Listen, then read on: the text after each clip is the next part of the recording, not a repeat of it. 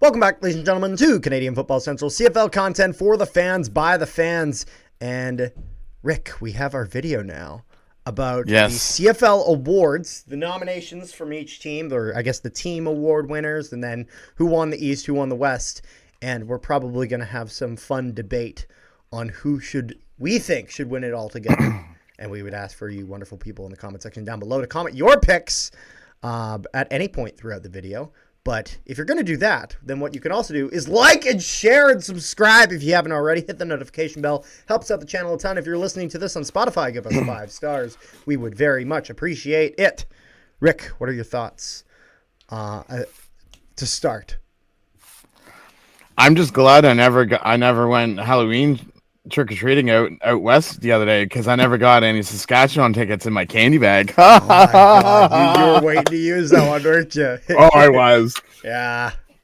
For those not aware, Saskatchewan Roughrider tickets right now for their games not games. I don't know where in this stadium it is, but $24, very cheap to go to a Roughrider playoff game. So if you're in the Saskatchewan region. That's what I've seen on Facebook today. Seriously, consider going to the game because it is not expensive. It may be the last time you see them this year. Parking in downtown Winnipeg, for like a Jets game. You can either go. So that's literally the price of parking. So, all in all, not a bad deal. But they're looking to fill that building for their West semifinal, which will be coming out, I guess technically today of when this video goes up, as it may go up on the Saturday, possibly the Sunday. I don't know. We'll have to see. Maybe the game's already concluded at this point. Who knows? But we're not talking about that today. We are talking about the awards winners and nominations and all that, which are, they're based off the regular season performance. And there will be some other debate on maybe what should and shouldn't get included. So, Rick. Yes. Should we go team by team and kind of go through the nominations to start off? Sure. Okay, so we'll start by naming everyone from all the different teams who is nominated by their team.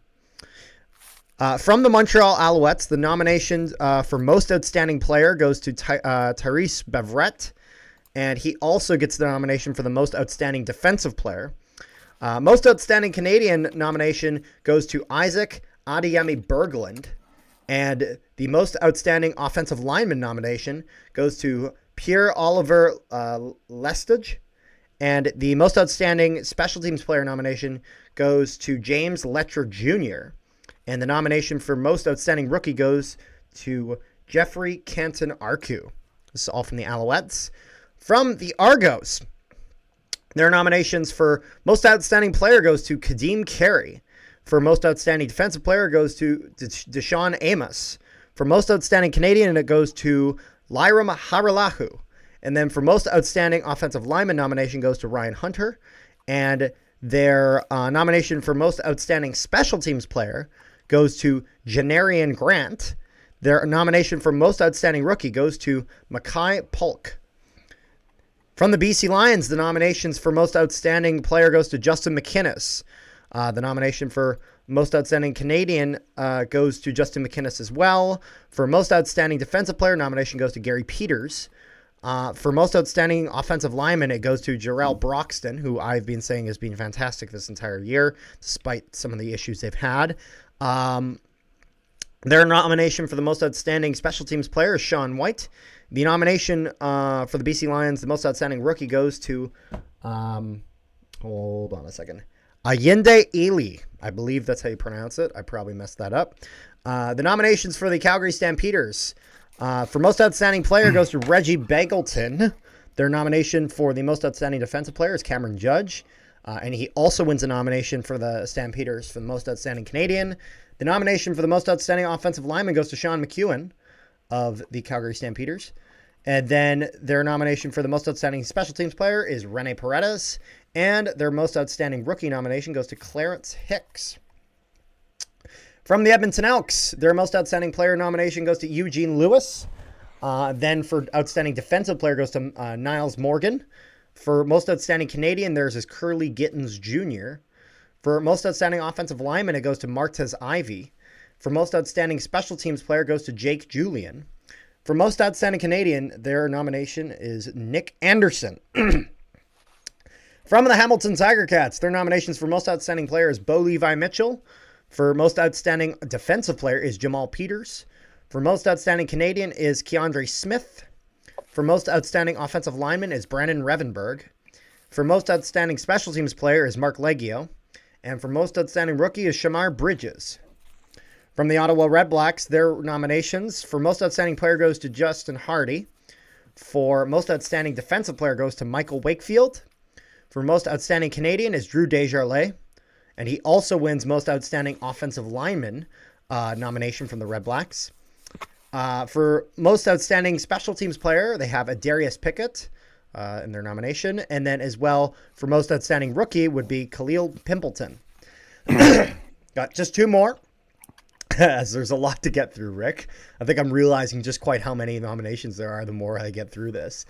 Nominations for the Saskatchewan Roughriders for most outstanding player is Roland Milligan Jr., and he also wins a nomination for most outstanding Canadian and most outstanding special teams player, or most outstanding defensive player, not Canadian. Most outstanding Canadian nomination goes to Samuel Emelis. Most outstanding offensive lineman for them is Logan Furland, and their most outstanding rookie is Trevor Reed. And for the Winnipeg Blue Bombers, their nominations for the most outstanding player is Brady Oliveira. He also gets the nomination for most outstanding Canadian, or as some people would like to say, and those some people are me, Brady Oliveira! I was about to say Rick was waiting on that. Their nomination for most outstanding defensive player is Terrell Ford. Their nomination for the most outstanding offensive lineman is Stanley Bryant. Their nomination for the most outstanding special teams player is Sergio Castillo. And their nomination for the most outstanding rookie is Ontario Wilson. So, Rick, here's the thing. Should we start just before you do that? Absolutely. So there's actually one more award to be handed out. This is the 2024 Jake Gudander Veterans Award. Okay. So this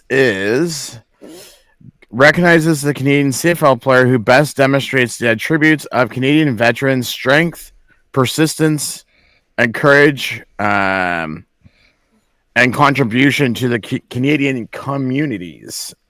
I see. And do we know any so we have for that, or? Bozak Lacombo from BC. Yep. Jacob Plandun from Edmonton Elks. Okay. Renee Paredes from Calgary Stampeders. Georgian Hughes from Saskatchewan. Chris Kolinkowski. Did I pronounce that right? Yep. Okay, from Winnipeg. David Beard from Hamilton. And Dejan Brissett from Toronto. And Lewis Ward from Ottawa. And Regis Kiyasu from Montreal. I see. And the only other award that has nominations that we forgot to mention is, of course, just by automatically, all head coaches are in the running for Coach of the Year. Yes. So, Rick, do we want to maybe start with who won the West, who won the East, and then afterwards maybe some of the controversies with that? Because there's a lot of questions, a lot of he should have got this, he should have got this.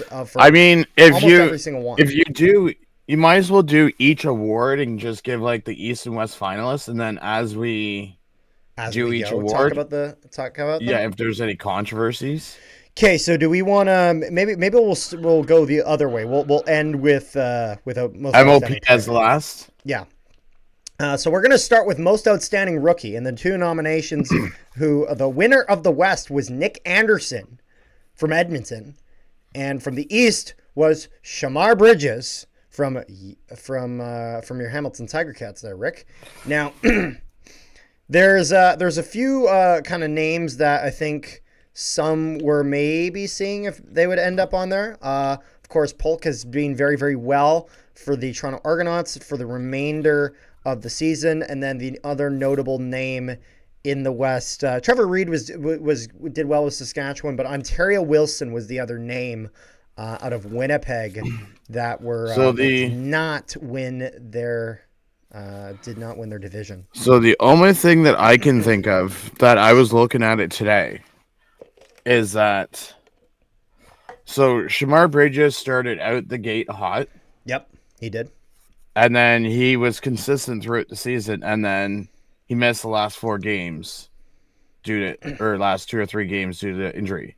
Yeah. Whereas Polk started slow, and then probably I want to say mid-season maybe, as when he started to catch on fire. Yeah, maybe that's what they're looking at. I have no idea. Well, I have to imagine that the difference here is realistically that both players, in terms of when they were playing at their best, were honestly about the same in terms of impressiveness. But the thing is that Polk played more games, got similar results, and the games that Bridges missed were due to injury and not due to him not performing and getting scratched. And so I imagine that that's probably maybe the final nail in the coffin for them. And then also Shamar Bridges just had a bit of a disadvantage on playing on a weaker team in terms of that the Hamilton Tiger Cats, when you play on a worse team and still show similar numbers, it shows well like on you. This is actually one reason in the NHL why Connor Hellebuck has done very, very well in trying to get the Vezina Trophy. And the simple reason is that the Winnipeg Jets defense isn't that great, but yet Hellebuck still puts up the great numbers he does, in spite of that. And so I think that was kind of the edge that Shamar Bridges has in the East. In the West, I think a lot of us for a while, and I can't speak for everyone, we're kind of looking at on Carter's opinion. However, to be fair, it's also that I think a lot of people are a lot more aware of offensive stats for receivers than they are necessarily from defensive players, unless they're a really, really notable name. And that's not to say they're more or less impressive. It's just one gets more headlines. You know what I mean? So Nick Anderson kind of almost sneaks into this nomination. In a sense of that there will be some people who are not aware of him. But however, I do want to go through his stats a little bit because it is absolutely worth going through. No, that's not going to help. I don't want Wikipedia. I want CFL. So this is his rookie year, his first year, 18 games played, 5 special team tackles, 111 defensive tackles, 3 sacks, and 1 interception. So he's able to get some sacks in there, able to get an interception in there. Not gonna lie, thought he might get a little more. He does have 2 forced fumbles though, which is very good. And I just kind of want to give another player maybe for reference, so people can kind of understand how many defensive sacks that really is. I just want to kind of get this pulled up here. So, for context, Willie Jefferson in 2024, in 18 games, got 25 defensive tackles. Nick Anderson got 111. That's very good. That's very, very good. He was averaging essentially over 5 tackles a game. And so, as much as I love Ontario Wilson, and I think Ontario Wilson has been fantastic, I totally see this nomination. I'm not going to lie, when I first saw it, I was like, I'm disappointed. However, those are damn good numbers. They are. 111 defensive tackles for a rookie is very impressive. So, not sure if you have any thoughts on that, Rick. I mean, again, just one thing that I want to point out is these awards, these are individual awards, people. These are not team awards. That is true. I mean, it could go either way with this. Yeah. I mean, if you think about it, if you look at Shamar Bridges' numbers. Had he have not been injured the last 3 games, he would have easily have gotten over 1,000 yards in a rookie season. Yeah. No, that's true. I mean, So I'll put it this way. Just for context, actually, here's maybe some better context. Nick Anderson, as a rookie, got more tackles than any other defensive player in the Canadian Football League this year. As a rookie. He had 116 total when you count special teams and defensive. The next is Beverette from Montreal with 112. Then Niles Morgan from Edmonton with 109. Darnell Sankey then with 107. And then it goes down to Lamont at 91. Then Roland Milligan Jr. is down at 90. Like, he leads the league as a rookie. That is very good. Realistically, if Nick Anderson wins this award, which I want to preface by, I think both nominations are good here. I don't think there's a bad nomination. I think both players are deserving of winning this award, and I don't think it's necessarily highway robbery either way.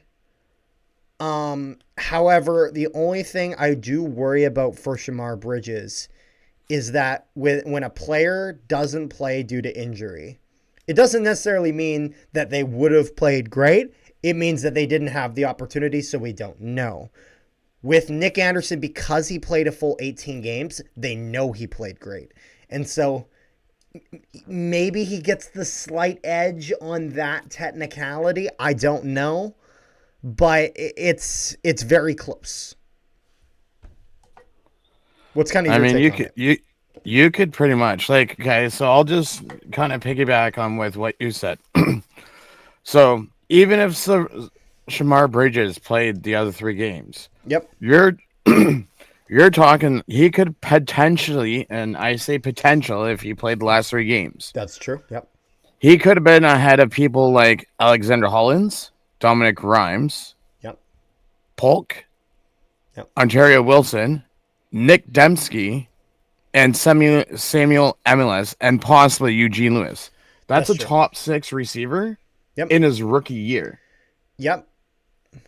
There's potential. Although for that's either the player. thing that's difficult here is that logic goes both ways in the sense of that Nick Anderson not only has potential to overtake kind of some veterans' top defensive players, he already has the sense of that he led the entire league as a rookie.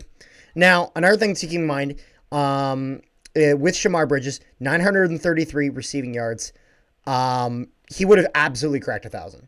There's no world in which he does not crack 1,000 in terms of without injury.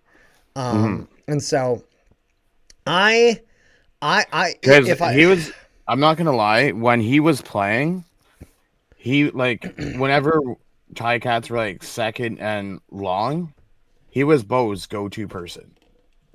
Oh, he totally was. He absolutely was. He really did seem like the right-hand man to Bo Levi Mitchell. However, I will say, I think the only other thing, and I don't know if maybe the CFL considers this. I know some leagues kind of almost do sort of consider stuff like this. There are a decent amount of receivers that are, that did it. Like, there is still another award out there where a receiver, I think, can do very, very well, and potentially win the award. And so I don't know if maybe, just in the sense that defensive players can sometimes be somewhat overlooked, is in the sense of that, Nick Anderson, I hadn't really been talking about him as much this year. Instead of, I sometimes did with our top tacklers of the game, but not as much as with Shamar Bridges, just because, again, the offense is a bit flashier. And so my prediction is that Nick Anderson will win this award. I think it's very, very close. I think Shamar Bridges could absolutely take home this award. That is just my prediction on what the CFL is going to do. If Shamar Bridges was on an actual good team, because Ticats did not That's a very good point. The greatest season. Just think of the numbers that he could have put up. Yeah. It's funny. I would apply that same logic to Edmonton, although I will say I do think Edmonton did play a bit stronger than the Ticats at some points. So fair enough. But all in all, who do you think will win the award? I know you obviously want Shamar Bridges. The question is, who do you think? Because I think the number one argument for Nick Anderson is that he beat everyone. He beat everyone, regardless of age and regardless of experience. So that's the thing, because if I say Shamar Bridges, everyone's going to think I'm a homer. No, be honest. Be honest. If you think Shamar Bridges has got it, because there's also that, So here's the thing. With me being from Hamilton, I've seen a lot more of Bridges than I haven't seen of Nick Anderson. That is fair. So, I mean, if I've seen more of Nick Anderson than I have Shamar Bridges, your perspective, then I would say Nick Anderson, but I haven't seen much of Nick Anderson, so I can't really say. Yep. Besides numbers out there. Yeah, if you think it's Shamar Bridges, go for it, man. Honestly. I mean, to be fair, all year I've been saying that I think Shamar Bridges is one of the favorites to win this award. So, I mean... I'm just shocked that it's not other players instead of him. Instead of Bridges or Anderson? Yeah. No, Bridges. Oh, I see. But, I mean... So are you going with your boy Bridges? I'm going with my boy Bridges. Fair enough. That then brings us to the next one, which is Coach of the Year. Nominations for Coach of the Year in the West. The winner of the West was Corey Mason of the Saskatchewan Roughriders, and of the East was Jason Moss of the Montreal Alouettes. So here's going to be my thing on this. Mm-hmm. Is if you take Winnipeg and you take Saskatchewan, Winnipeg started what? Sorry, 2-6. They started 0-4. Okay, but they went 2-6 in their first 8 games. No, Saskatchewan they didn't. No, they didn't. They did not go. 2-6. I thought you meant 6. Yeah, 2-6 in their first 8 games. Okay. Saskatchewan, I think, went 5-1, something like that in their first 6. And then Saskatchewan did a nosedive, whereas Winnipeg went up. Yeah, although I will say I think first 8 games is a bit of a weird metric if you look at kind of the way the Bombers have played, in the sense of that I think instead you have to look at it as the first 4 they went 0-4, and then the next 8 they went 8-0, or then the next 10 they went like no, but 8-2. My whole theory is, how can you give a coach a nominate a coach if their team went on that ridiculous losing streak? It's funny. I kind of agree with you in a sense of that. I'm not gonna lie. I'm gonna be honest. I think Mike O'Shea deserved the nomination for the West more than Corey Mace did. Now, I'm also a Bomber fan, so I also know that is biased as all hell. Now, again, a fair point I would make is that Winnipeg's losing streak was not as long as Saskatchewan's, and Winnipeg's winning streak was longer. I think that's a fair point. The Bombers, when they were winning, they won more, and when they were losing, they lost less. And so I think that's a very, very fair point at looking at this. And then also the head-to-head, Bombers were 2-1 against the Riders in the head-to-head, and the 2 ones they won were Labor Day and Banjo Bowl, which, if you want to talk about the 2 of those 3 games that are the most important, I would argue is those. However, then again, Mike O'Shea had established a system in Winnipeg that they've been using for many, many, many, many years, that they have won multiple Grey Cups with, that they have made it to that finals 4 consecutive years and are looking for a 5th. Corey Mace came in there, and in his first year as head coach, completely turned the Saskatchewan Roughriders around into a playoff team. That nearly I will give him that. So I have to imagine that the CFL is taking that into account in this nomination. Is that they're taking into is that he kind of has a little bit of an advantage of that he's a newer coach, and so he had less resources to work with and had to do a lot more in a lot less time than O'Shea did. Because if they're not factoring that in, then I don't understand this nomination at all. So, not at all, but over when you put them against O'Shea. So I have to imagine that that is being considered. So here's my thing is, if Saskatchewan didn't tie that one game, yeah, BC won an extra game, and BC finished in second, would we still be looking at Corey Mace as the coach of the year? You want to know the funny thing? I don't think he's coach of the year. I think he wins the West. Because True. on the other side, we have Jason Moss. Yes. And if we look at this Montreal Alouettes team this year, they were running over everyone. Seriously. And they came out flying. They came out very first game against Winnipeg. And it was one of those things where it looked like Winnipeg was looking for redemption. They didn't get it. Winnipeg lost. Montreal started the season red hot, and they just kept going and going and going. They clinched the playoffs long before anyone else did. They clinched the East Final while there were still like 5 teams looking for a spot. True. I don't see how anyone could beat Jason Moss this year in terms of coaching. Like, sure, yeah, they got some losses late in the season, but that was after they had already clinched everything. And so, like, it was one of those things where even if O'Shea won the West, I still think Jason Moss wins. I think he wins Coach of the Year. I don't see any way in which that Jason Moss loses this.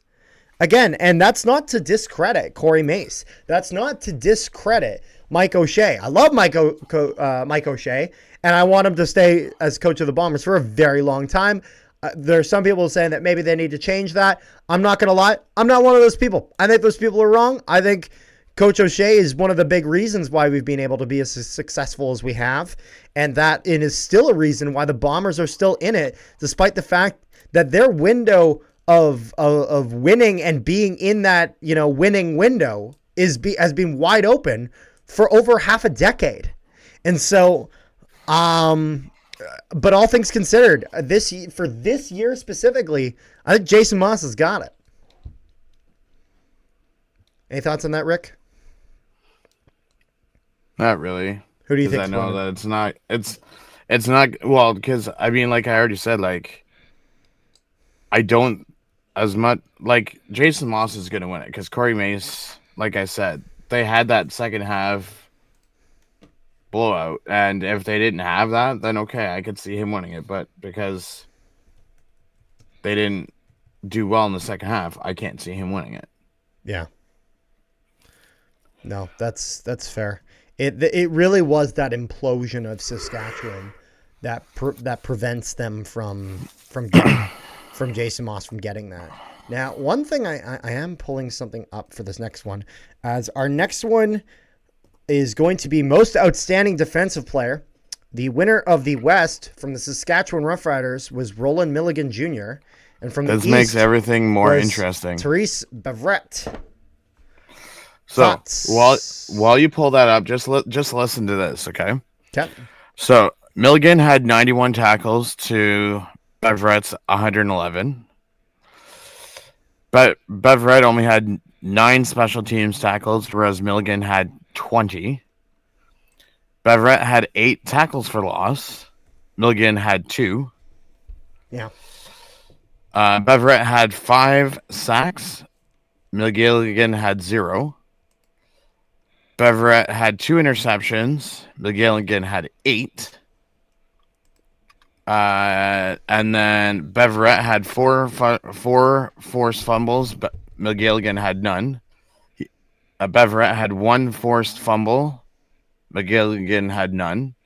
So, I mean, it depends on how you look. Like, do you look at it, okay, Milligan had more special teams tackles you're talking and about interceptions, Milligan, right? Or do you look at it as, like... Rick, you keep saying McGilligan. Yes. It's Milligan. Oh, Milligan. You're all good. Yes, my apologies. You're all good. But yeah, so it all depends on what you look at. Yeah. Like if you look at tackles, okay, Beverett was better. But Milligan Jr. had 20 defensive tackles. Yeah. Sacks, one had more than the other, but then the other one had more interceptions. But if you look across the stats all across the board, Beverett has more than McGilligan Jr. does. So it all depends on how you look at it. Yeah, I don't know. This is kind of it's difficult. And don't forget, Beverett played 2 more games, but then McGilligan was sat out the last game and a half. You keep saying McGilligan. Okay, I'm just gonna call him. There's only one G. Yeah. You're good, Rick. I'm just pulling. There's 2 G's according to CFL.ca. There's only one. It's right here. It's Milligan. According to my screen, there's 2 G's. Milligan.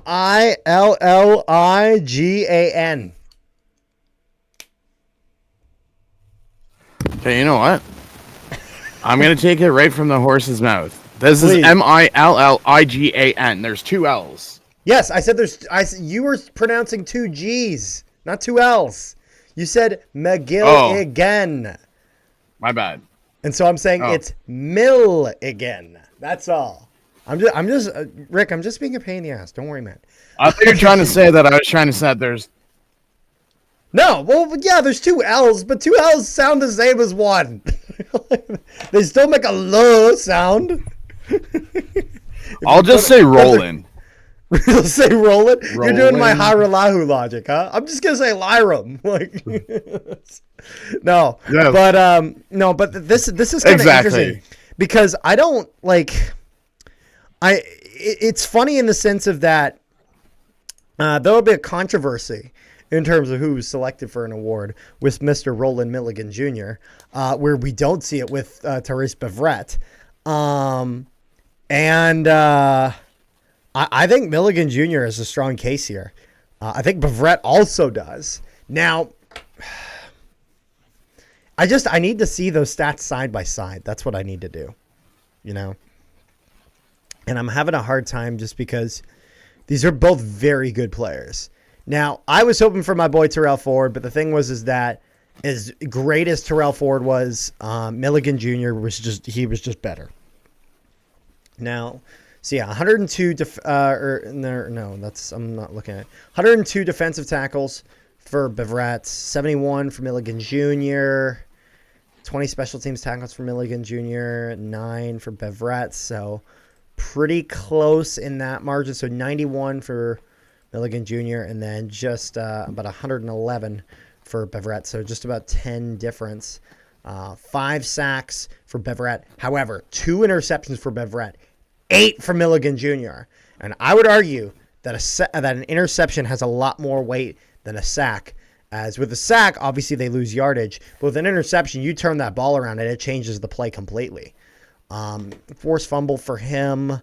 5 for Beverett. I'm not going to lie. I give the slight edge to Milligan Jr. Even though there's more defensive tackles for Beverett, I think a 6 interception difference has to be weighted accordingly, as I think that easily makes up for the lack of sacks from Milligan Jr. compared to Beverett, and I also think it makes up for only 10 defensive tackles. The thing we need to realize with defensive tackles, some of it is, obviously skill. There's a lot of skill involved in that, but then it's also situational. In the sense of it's also possible that the ball wasn't thrown in his direction as much. And so that's an important thing to factor when we're looking at the amount of defensive tackles or the amount of interceptions or the amount of sacks, depending on the position of the player. For example, if you got a guy playing secondary, playing corner, he's probably not going to have as many sacks, And so all in all, I think all things considered, I actually give the slight edge here to Roland Milligan Jr. over Tyrese Beverett. However, I do think it is extremely close.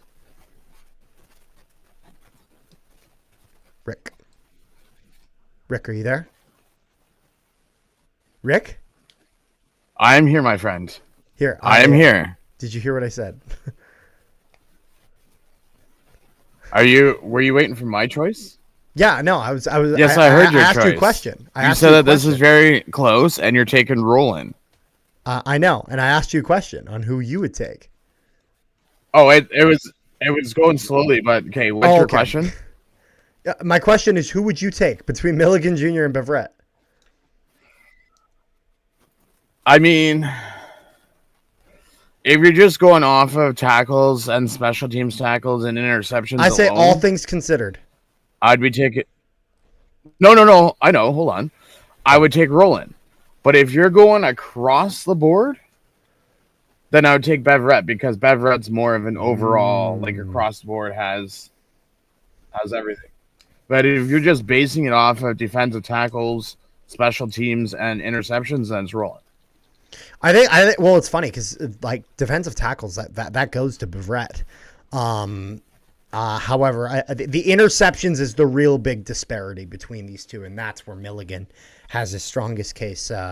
But at the end of the day, this is a very, very close race between these two. So, yeah, you took Beverett. I took Milligan Jr. All the wonderful people in the comment section down below, who would you pick between Beverett and Milligan Jr. for most outstanding defensive player? Which then brings us into the question of most outstanding offensive lineman, which is between Logan Ferland and Ryan Hunter. Rick. See, I don't even know what to choose, how you would pick one.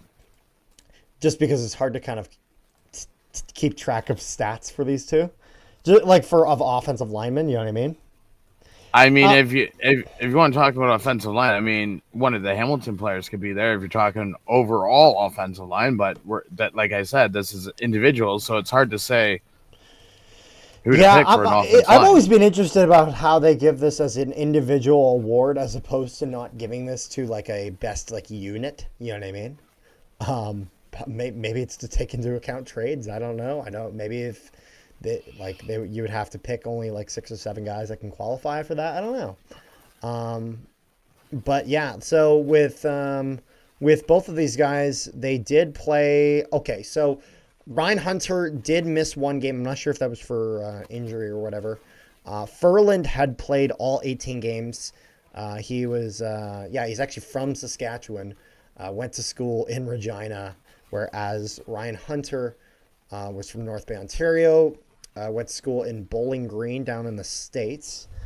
We got 2 big boys, though. Logan Ferland, 6'5", 306 pounds. Ryan Ferland, 6'3", 315 pounds. Both 27 years old for Ferland, 29 for Ryan Hunter. It's funny. These are the kind of stats that you read out because in the sense of you can't really keep track of much offensive lineman stats. So you have to kind of keep track. So actually, one thing we can look at least a little bit, Rick. Do you have any stats for the offensive line as a unit? Maybe sacks given up, whatever. Just for people who maybe are not familiar with these two, kind of a little bit of a rough idea of who they can maybe expect. I'm just trying to think.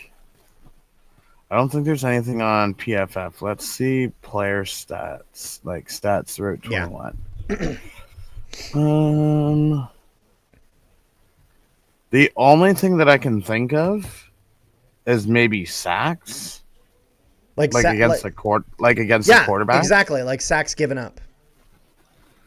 Okay, so what would you like to know? Sacks given up for Saskatchewan and Toronto. How many sacks have each of them given up this season? Okay, so you're so good at pulling up stats, Rick. You have 35 for Saskatchewan. Yep. And Cameron Duke's 23 with Chad Kelly, 39 for Toronto. Yeah. Yeah, no, and there is a few things to keep in mind. One issue to keep in mind here for Saskatchewan is they also dealt with a few injuries to that offensive line. And Logan Ferland has been, he honestly, this year, he has been a solid piece of that offensive line. And honestly, not even just this year. If you go even back a few years that he's been with the Riders, if we're looking at his stats here, this is actually his second straight season of playing all 18 games. Back in 2022, he did play 16. And then in 2021, his rookie year, he only played 3 games. So he's been in the league for a few years and has done well. If we're looking at Ryan Hunter, this is his third year in the league. He played a full 18-game schedule last year. Played just one game in 2022, but in 2024, this year he did play 17 games, so only missed out on one game. Important thing to mention is that one point when the Toronto Argonauts offensive line kind of shined a little bit was that Cameron Dukes had actually been able to perform pretty decent at the start of the year. And I think one of the big thanks is to that Toronto Argonauts offensive line. And of course, Ryan Hunter as a part of that. Logan Ferland had done kind of very, very similarly in helping out, Trevor Harris as well as Shea Patterson. And then obviously they had to deal with some injuries. And so I think this is kind of another example of one that will probably be pretty close. I'm really not sure. I'm just gonna pick. I don't know. I'll pick Ryan Hunter. Why? I don't know. I just picked the name out of a hat. Yeah, I mean, honestly, either way, I'm by no means an expert on either of these players. Just as again, their name just really didn't come up as much when we were doing our video. Just in the sense of it's hard to keep track of offensive linemen when you can't really keep stats and whatnot on them. It's not exactly the easiest. I think just for the sake of being fun in the video, I'll go with Logan Ferland, just to kind of one of us picks one picks the other. Let us know in the comment section down below who you think should win that. And then, Rick, should we get to the next one? And I have a little bit of a You have some controversy with this one. I have a bone to pick, Rick. And this is for the most outstanding special teams player. And the winner of the East was Janarian Grant from the Toronto Argonauts. And the winner of the West was Sean White from the BC Lions. Now, I don't know about you, Rick, but the time that I saw Sean White, I would argue, was not his best game. You know what? I'm going out on a limb. I'm going to assume that when he wanted to do an onside kick, booting it into the sidelines to show how desperate your team was to the entire world because you weren't able to get it done in the first half of the game. I'm going to assume that was not the goal. Now, with Sean White, I'm kidding in the sense of Sean White is a very, very good kicker. However, there is a record-breaking kicker that we are missing here, and I know he had some misses. Now, to be fair, we also have to remember Sergio Castillo was one of two kickers in the CFL that in the first game was required to use microchipped footballs, the ones that notoriously did not go really where they were supposed to, and the CFL knew they messed up, and quietly, before the very next game, the very next day, got rid of the mandate due to how badly it went. Castillo came out. He had made a mention about it, about how much of an issue this was. The entire Players Association, all the kickers, Sean White included, backed him on this. Now, and reminder, Sean White never had to play with those. And Castillo had missed a few kicks, so we have to take Castillo's missed field goals with a grain of salt in the sense of that there are a few missed field goals that really should not be counted because of the fact that that there was just a different metric. Actually, if we go back and look at the stats of that game, I can tell you exactly how many. He went 1 for 3, so there's 2 field goals missed that we should not factor in here. So then my thing, because I'm not going to so what are can you remind me all the records that Castillo breaks this year? I'm trying to remember which one it was. I know you said that the longest field goal.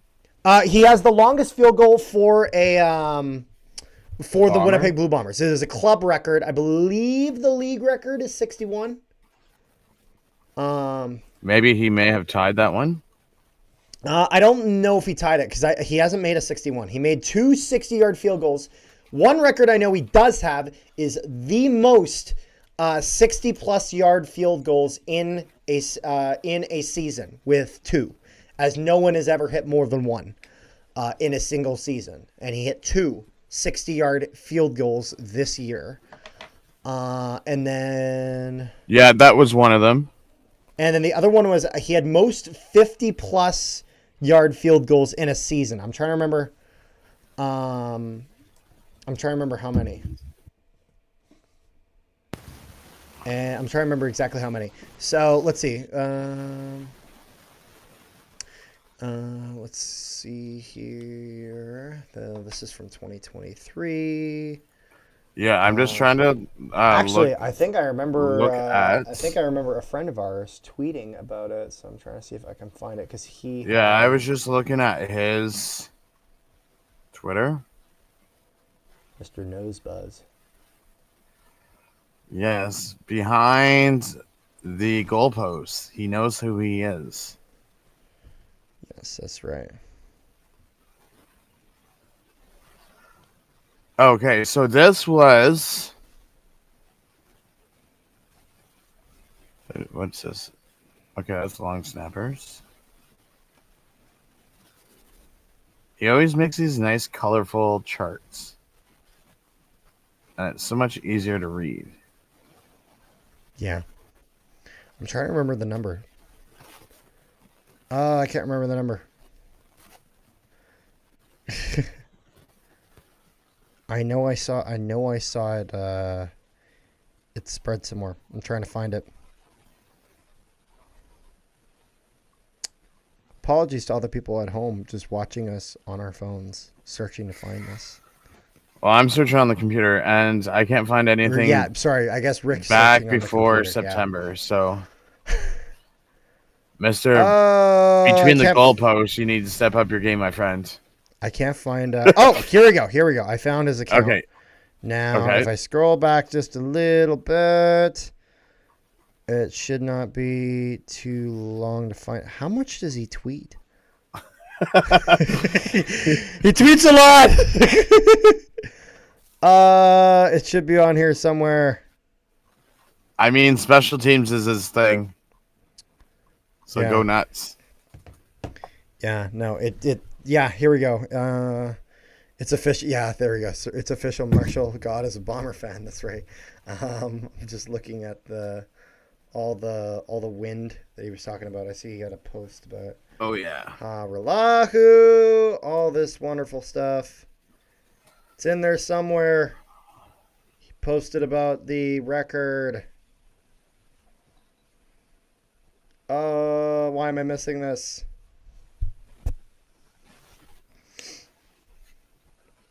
This is actually irritating. Why can I not find it? I don't know. He's got it on here somewhere though. It is impossible for me to find it. Where he basically congratulated Sergio Castillo. He has the most 50-plus yard field goals. You know what? In a single season. In the CFL. That is a CFL record, not a franchise record. That is a CFL record.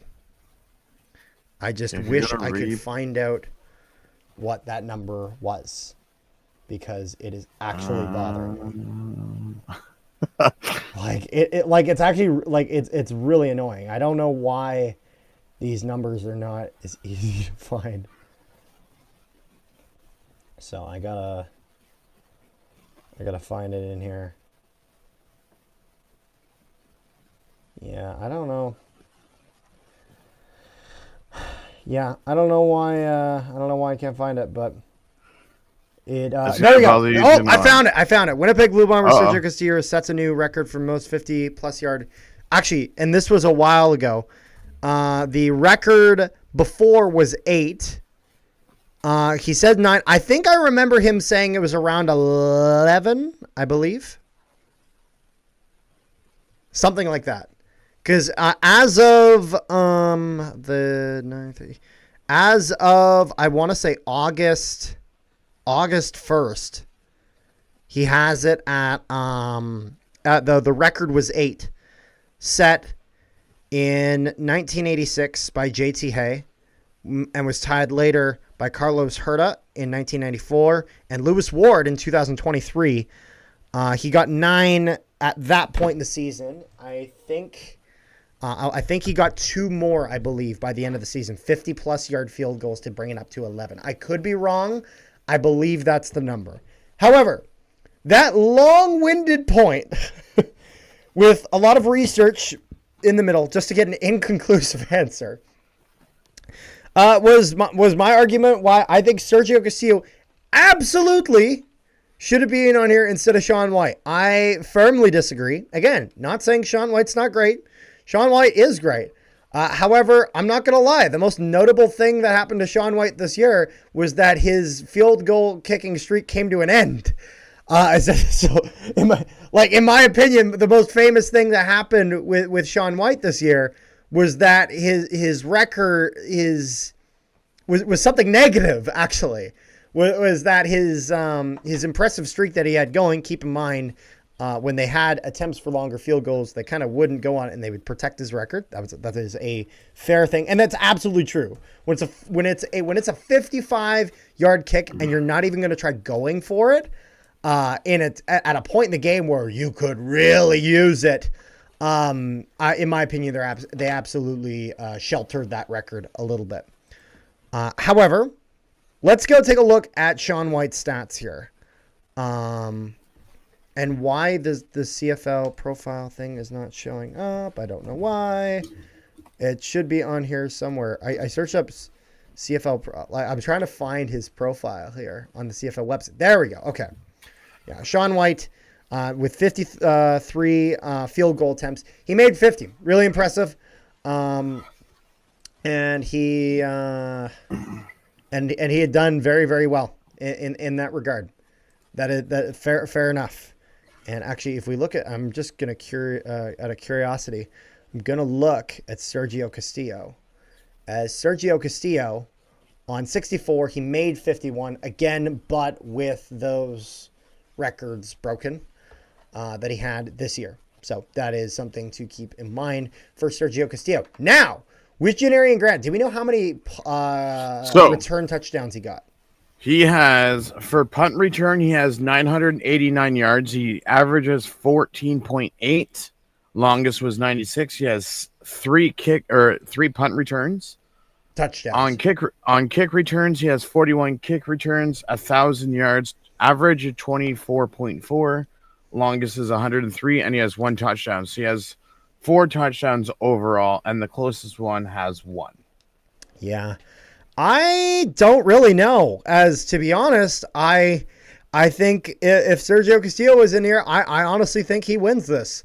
However, because of the fact that he's not in here, I really don't know. Shaun White was very impressive. Again, I still disagree with this take.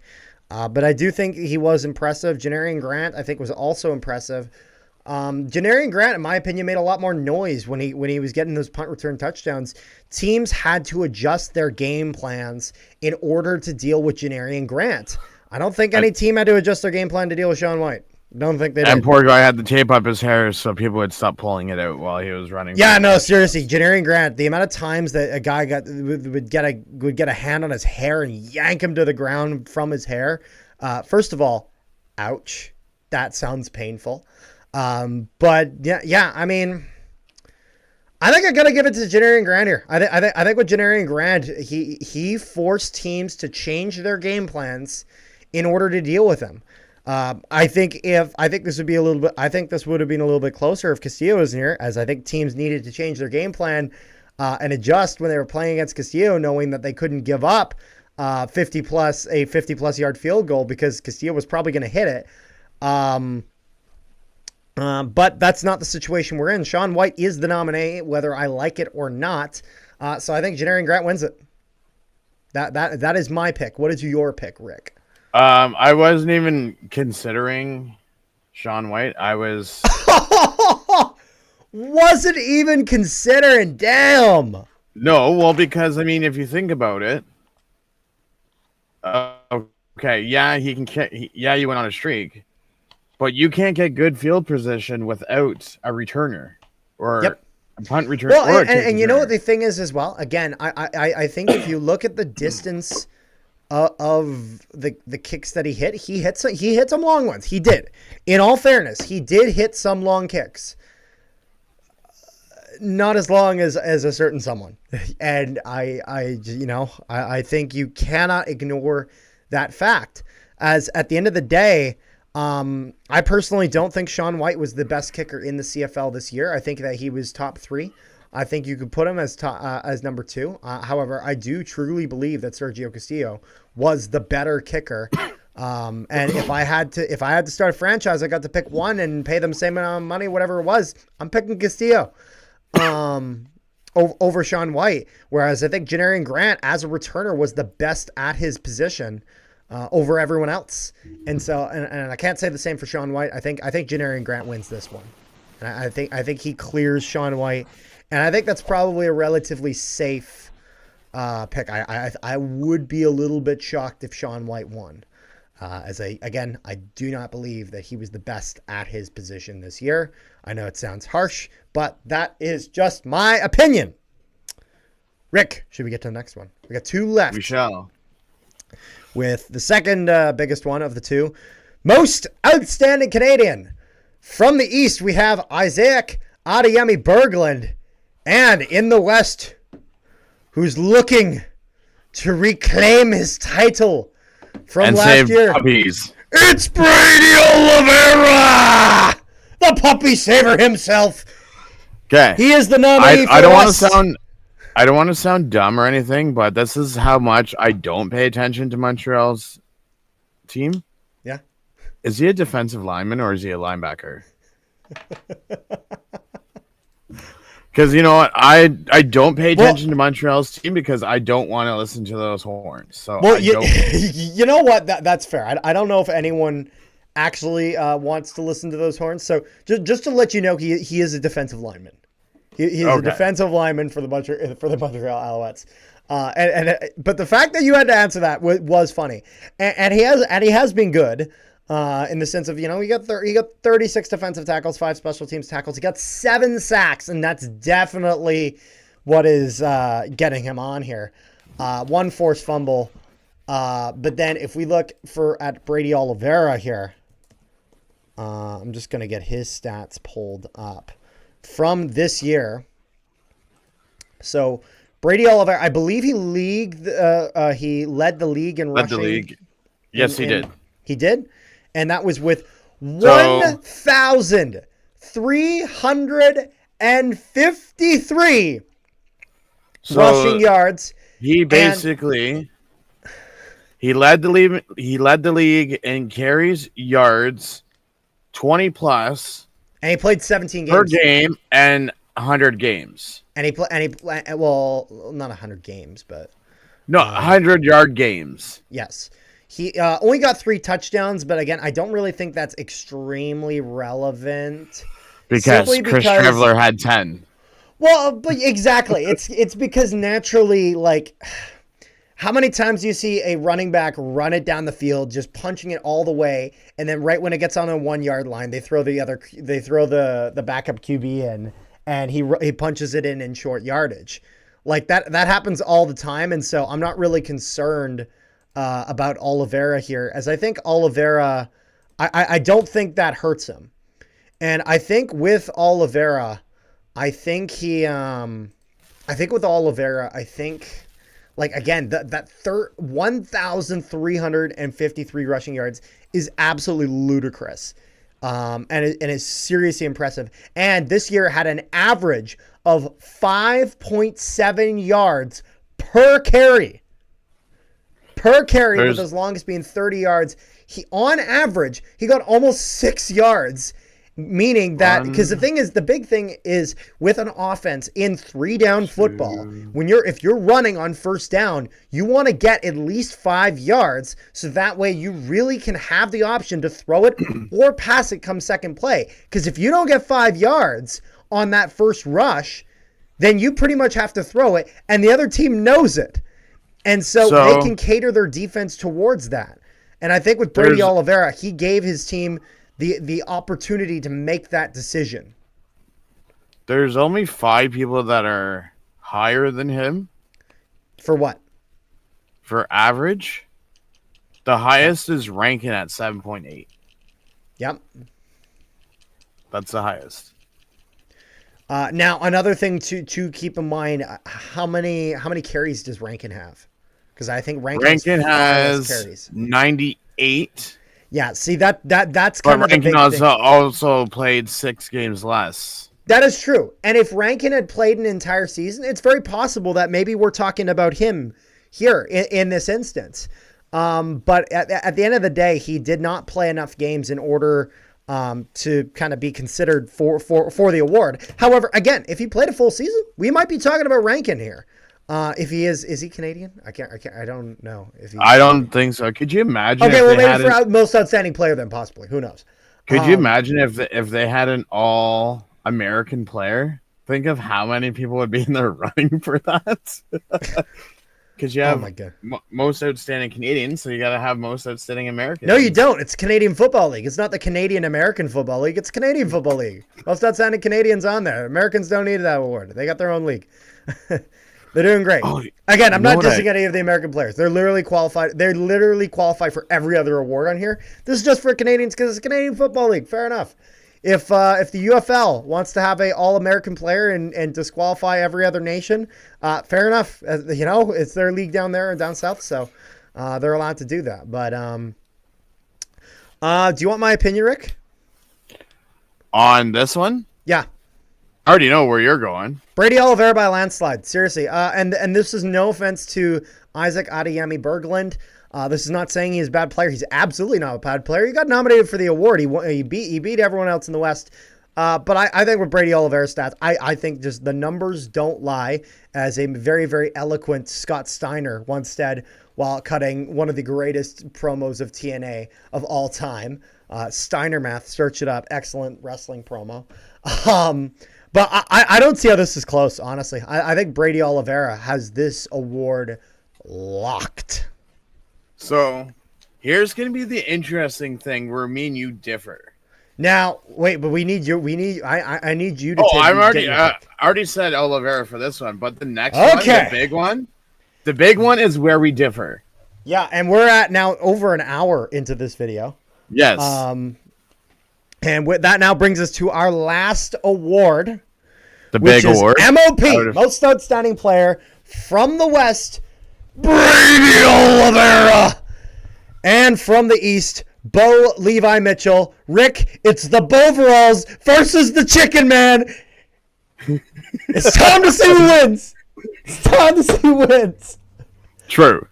Whew. And now, this is also interesting because when it was Brady Oliveira versus Chad Kelly last year, and Chad Kelly won, the riot online is way more than I've ever seen. I am hearing some people complain that Roland Milligan Jr. should have been on here instead of Brady Oliveira. Roland Milligan Jr. did very well, but Brady Oliveira, in my opinion, was better. Here's the thing: there was some debate in regards to a little bit of debate, not much. Realistically, it was a few Saskatchewan fans that kind of had wished that their player was on there. And that's fine. They're entitled to their opinion, as much as I disagree with that opinion. Fair enough. However, last year, when Brady Oliveira lost to Chad Kelly, it was not just Bomber fans. As at this point, the Bombers had went to the Grey Cup finals 3 straight times and had won 2 of them. And so the Bombers were not a lot of people's favorite team last year. Seriously. They were like, if you're outside Winnipeg, you did not like Winnipeg because of, a successful team. You want to see them lose. That is how it is in sports. When the New England Patriots were winning all those Super Bowls, people wanted to see Tom Brady away from the Super Bowl. The same way now, people want to see Patrick Mahomes and the Kansas City Chiefs away from the Super Bowl. Or if they want to see the camera away from Taylor Swift, because they do want that too. Now, here's the thing. The amount of people that said that Brady Oliveira should have won that award that were not Bomber fans and even some Argo fans, there was a lot. There was a lot of pushback there. So this year, I think Brady Oliveira, I think he pretty safely has the West nomination. Although I think Milligan is the runner-up to winning the West nomination. I'll give him that. Now, on the other side here, though, Bo Levi Mitchell, his numbers are ridiculous. Rick, Yes. What are those numbers? So he threw for 420 completions out of 614 attempts. Leads both categories, that is. Yeah. He has 5,451 yards. And I'm actually going to do this because I'm actually curious myself. That is exactly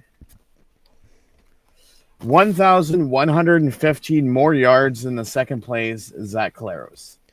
Who also did not play all 18 games. It is fair to mention that. He had 18 interceptions. Yes, that's a lot of interceptions. But he also threw 32 touchdowns. That's pretty good. That's almost 2 touchdowns per interception. That's he had good. 28 30 plus, I guess, yard plays. Yep. And he also had 10 300 games. It's funny, Rick, this all comes down to pretty much one thing, probably. Do you know what it is? Yes, and I know what it is, and it's not a team award. I don't care how people look at it. It's most outstanding player, not most outstanding team player. I know, but there are reasons that this could matter other than what you're mentioning, okay? Yes. People are going to say because Hamilton didn't make the playoffs. Hold on a second. Allow me to intervene, okay? So you know that the big question is that he was able to get all this. Hamilton doesn't make the playoffs. And so the question is, I should say, so from a Ticats perspective, the point is, well, it is a player award and it is not a team award. So therefore, the team success is irrelevant. Now, the counter to that is, how can it be irrelevant when the quarterback is kind of the guy leading the entire team? That is the counter argument.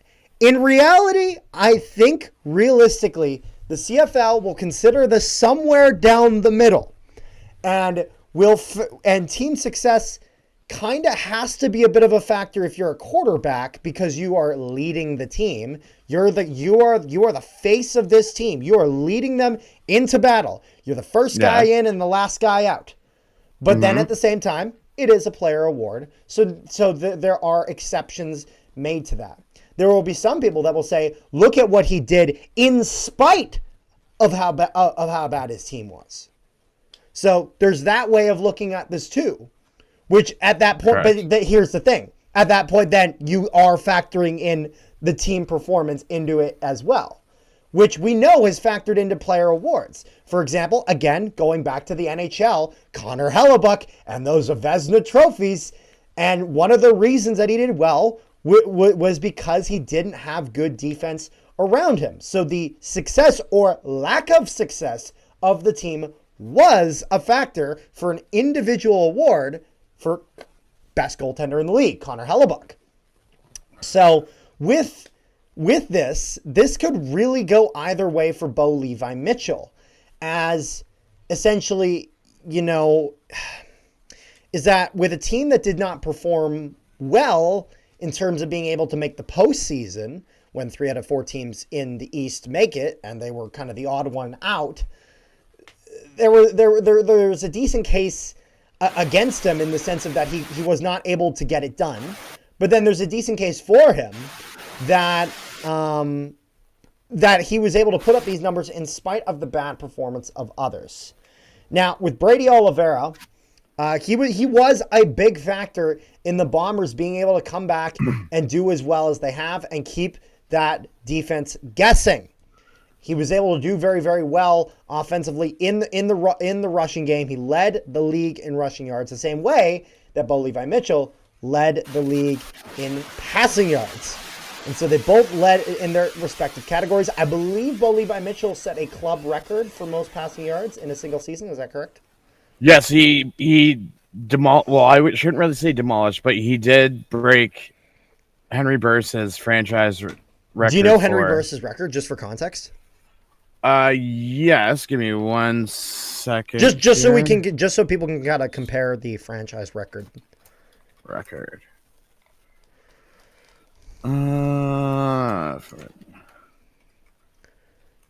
I'll put it this way, Rick. Do you think my analysis was fair in regarding that that team stats are at least a little bit relevant? Whether we want to say they're very important or not that important, I don't think we can fully dismiss it, because I think other leagues have set precedent in that regard in some aspect. Henry, let me just go double check what his. Is that fair to say, Rick? Okay, give me 1 second.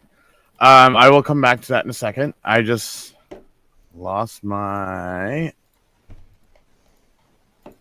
this one here. So Henry Burris had 5,367 yards in 2012. So you're going back beyond 12 years. And Bo had 5,451. Yeah. Okay, anyways, go back to your question.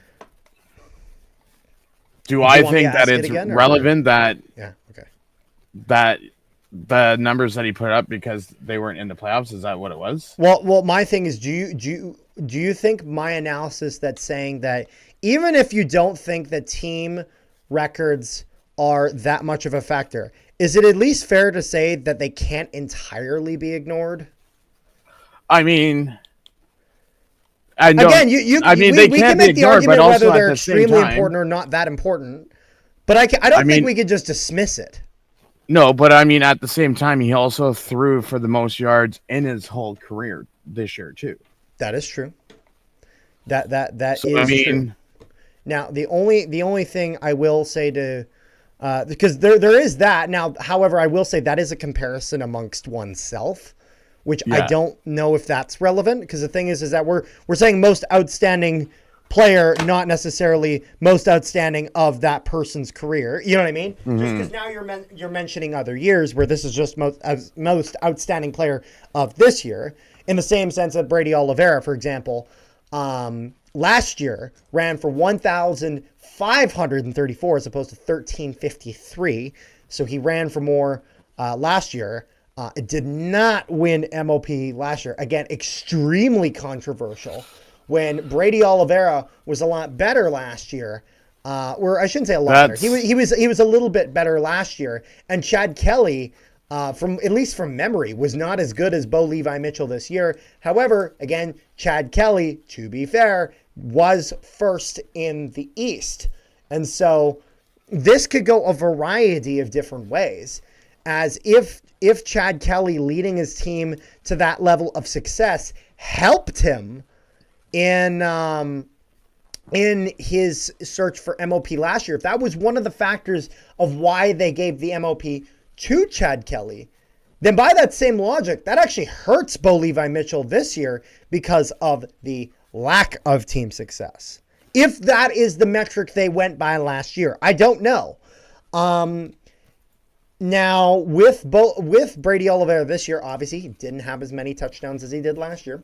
Didn't have as many rushing yards. He did play one less game, but it was like 170. So unless he ran for 170 in that one game he didn't play, which unlikely he does, maybe 80, maybe 100, somewhere in that range. But he does run for a little bit less than last year. However, again, still leads the league in rushing yards, whilst Bo Levi Mitchell leads in his respective category. So this all comes down, in my opinion, to does the Hamilton Tiger Cats team record hurt Bo Levi Mitchell? I think the answer is yes. However, is it to a point where he doesn't win the award? That's where it's either yes or no. Because, so I know media people don't listen to this and listen to our podcast or anything, but unless they do, if they do, thank you. We really appreciate your viewership. Now, when I'm talking media, I'm talking about the people who vote for these awards. I know. So we're talking like TSN staff, whoever, 3 Down Nation, whoever gets they're saying this. We gotta. Maybe I should message Coach Phil. Do you get to vote? I mean, The only way that Oliveira is going to win this is based off of rushing yards alone. That's the only way Oliveira will win. No, it's not. That is because you're trying to tell me that. No, it's not. Absolutely. Leading the league in yards, leading the leagues in touchdowns. He has less interception percentage than Zach Clare's. Those three things alone and more effectiveness. You're trying to tell me that doesn't make a difference. More than one set. I'm not saying that doesn't make a difference. I'm saying the difference maker isn't the rushing yards. The thing is that Bo Levi Mitchell. Oh crap. Rick crapped out of the video. Whoops. Let's get him back in here. This always happens where it kicks Rick out. Rick, I just got you back. Sorry, it had.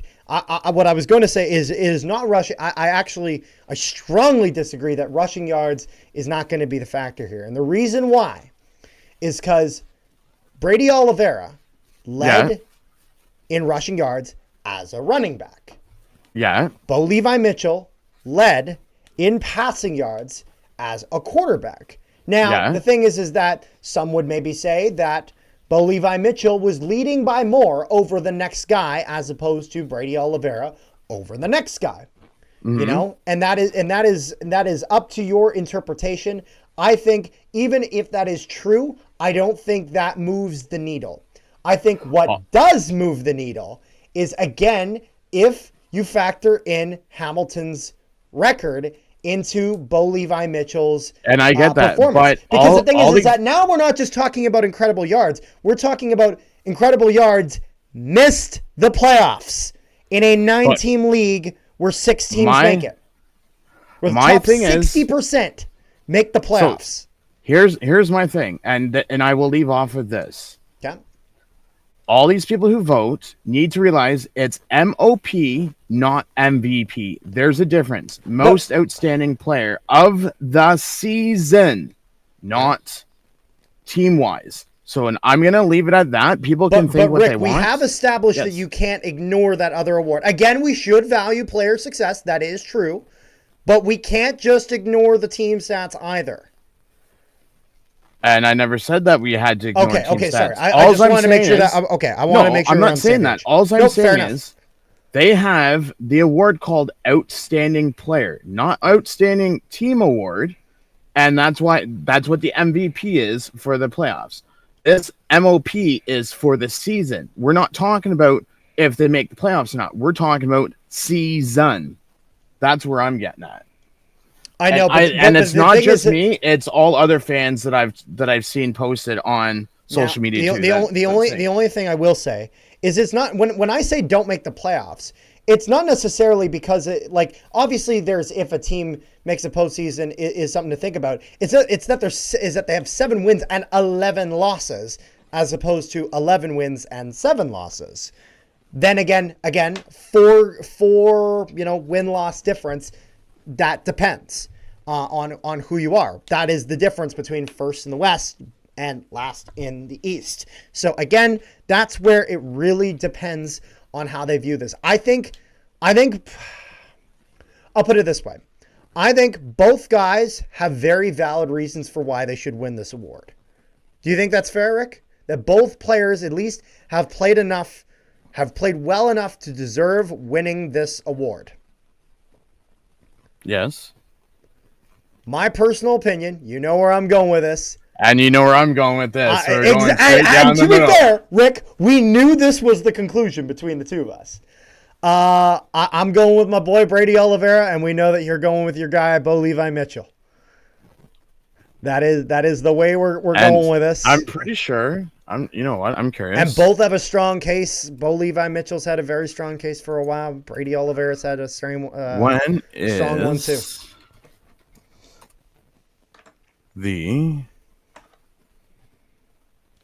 November 14th. November 14th is when the award ceremony is. I was about to say, so you bet your ass there will be a sequel to this video when one of us is a little sad. Oh, you know what? Don't kid yourself. Depending on when this is on. Oh, this is on. Oh, of course this is. Oh no, that's the kickoff. If, depending on my work schedule, if I'm not working or working at the time, you betcha we're gonna be streaming this friggin' thing. We'll figure it out. We'll see whether we're streaming it or whether we're just doing a video afterwards. We'll have fun with it. All right. So my thing is, depending on who you talk to, because some fans, even Rider fans, will say Brady.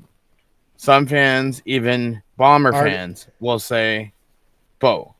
And so, even some Argo fans too. I have heard some Argo fans. So it's like even on this seems CFL to be very groups. split within the CFL fandom, where all Winnipeg fans kind of rivaling, mostly going behind Brady. I'd say the same about Ticats fans going behind Bo Levi Mitchell. But then when it comes to other teams, despite rivalries, all this and that, it is all over the place in terms of whether people think Brady, whether people think Bo Levi Mitchell. I think this one will come down to the wire. I think with Brady, I think maybe with Brady, another thing that I don't know if they'll factor this in is that Brady is winning MOC. Is that he has MOC locked, and so I don't know if maybe some who vote will factor that in, where they're like, well, this guy's already getting an award, so I don't know. Probably not. I hope not, as that's kind of how it shouldn't be like that. At the end of the day, if a guy is nominated for 6 awards, if he deserves all 6 of them and he should win all 6 of them, fair enough. However, again, we'll see how this goes. I think this will be very, very close.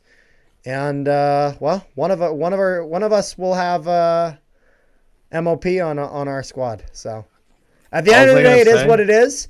I hope Brady wins it. Although I'm most concerned about the Bombers in the playoffs and going for that Grey Cup. So before we end this super long video, Rick, we're at 80 minutes. Yes, an hour and 21 minutes and 59 seconds. Yeah. Don't forget, I have my stopwatch going. Yeah. Also, non-playoff news. Calgary Stampeders have axed their coaches. Minus Dickinson. Everyone except Dickinson. No, just 3 coaches that they've let go. Their special teams. But when you say they axed their coaches, I wanted to 3 preface coaches. that with they kept their head coach. And Edmonton Elks should have a GM by the end of the year. By the end of November. So Larry Thompson will have a decision to make. Yes, and there's some. And I see he's hiring former players. So last I heard, your guys' assistant GM is in the running. Yeah. Our GM Ed Harvey's in the running, and there's one BC staff member that's in the running, and G. Roy Simon. Yeah, but he has to wait till all the other teams are done in the playoffs to interview them first. Fair enough. So is there anything else we have, Rick? Yeah, you need to get to bed, my friend, because you have a long day tomorrow. Yeah, so tomorrow, or I guess this will. I'm not even going to bother promoting the live streams in here, as the live streams have already probably happened by the time this video goes up. If they haven't, the East and West semifinal, check those live streams. Come check us out Saturday. Both of those. So if for some reason this video is out before that, I don't know. Maybe I'll release it in the morning when I'm streaming WWE Crown Jewel over on the Nolan Hockey Podcast. Make sure you check out the East and West semi-final live streams here on Canadian Football Central between the Ottawa Redblacks and the Toronto Argonauts, as well as the BC Lions and the Saskatchewan Roughriders. The only thing that I don't have to worry about, our teams are both winners tomorrow because neither team loses. There we go. There we go. So I was about to say, if all things go according to plan, hopefully the Riders and the Argos are out. Isn't that right, Rick? That'd be a real great weekend for us. But In all fairness, so make sure you guys like, share, and subscribe if you haven't already. Hit the notification bell. I sure hope that you did so already. I asked you to earlier in the video, so, you know. Yes, very nicely, people. I asked very nicely. I said please. At least I think I did. I hope I did. I said it now. And so if you could do that, that would be absolutely wonderful. If you're listening to this on Spotify, give us 5 stars. Would very, very much appreciate that. And if you didn't, I will be mildly disappointed, just being completely honest with you. I might be sad. I will be sad. Might cry. We'll have to see.